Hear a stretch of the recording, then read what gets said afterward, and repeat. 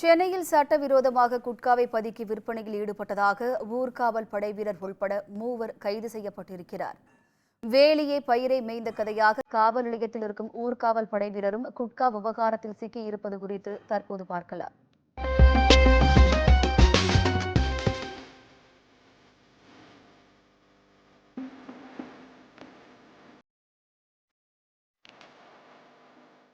சென்னை பழைய மகாபலிபுரம் சாலை பகுதிகளில் தடை செய்யப்பட்ட குட்கா பொருட்களை சட்டவிரோதமாக கடைகளுக்கு சப்ளை செய்து வருவதாக துரைப்பாக்கம் காவல் நிலையத்திற்கு தகவல் கிடைத்துள்ளது.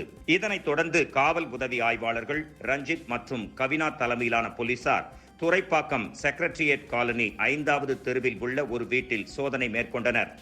அங்கு 448 கிலோ அளவிலான பல்வேறு குட்கா பொருட்கள் மூட்டைகளில் பதுக்கி வைக்கப்பட்டிருப்பதை கண்டறிந்து கைப்பற்றினர். இது தொடர்பாக அதே பகுதியைச் சேர்ந்த தாமஸை பிடித்து விசாரித்த போது கண்ணகி நகர், எழில் நகரைச் சேர்ந்த ரகு, துரைப்பாக்கத்தைச் சேர்ந்த குணசேகரன் ஆகியோருடன் சேர்ந்து இந்த சட்டவிரோத செயலில் ஈடுபட்டு வந்தது தெரிய வந்தது. இவர்களில் குணசேகரன் ஊர்காவல் படை வீரர் என்பதும் துரைப்பாக்கம் காவல் நிலையத்திலேயே பணி செய்து வந்ததும் அதிர்ச்சி அலைகளை ஏற்படுத்தியுள்ளது. தாமஸ் பல வருடங்களாக குட்கா விற்பனையில் ஈடுபட்டு வந்திருக்கிறார்.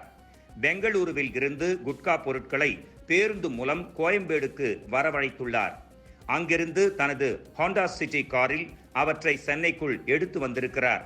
அப்போது குணசேகரனையும் காரில் அழைத்து வருவதோடு அந்த காரில் போலீஸ் என ஒரு அட்டையில் எழுதி முன்பக்கம் வைத்துக்கொண்டு குட்காவை விநியோகித்து வந்தது விசாரணையில் தெரிய வந்துள்ளது. இதனையடுத்து 3 பேரையும் கைது செய்த போலீசார் 448 கிலோ குட்கா பொருட்களையும் கடத்தல் மற்றும் விற்பனைக்கு பயன்படுத்தப்பட்ட ஹோண்டா சிட்டி கார், ஒரு ஆட்டோ, ஒரு பைக் ஆகியவற்றையும் பறிமுதல் செய்தனர். பின்னர் 3 பேர் மீதும் வழக்கு பதிவு செய்த போலீசார் அவர்களை நீதிமன்றத்தில் ஆஜர்படுத்தி சிறையில் அடைத்தனர். சமீபத்தில் வழிப்பறியில் ஈடுபட்டதாகவும் லஞ்சம் வாங்கியதாகவும் 2 போலீசார் கைது செய்யப்பட்ட நிலையில் தற்போது ஊர்காவல் படை வீரர் ஒருவர் குட்கா கும்பலுக்கு உதவி புரிந்து கைது செய்யப்பட்டிருக்கிறார். இனியாவது இத்தகைய கருப்பு ஆடுகளை களைய காவல்துறை தலைவர் நடவடிக்கை மேற்கொள்ள வேண்டும்.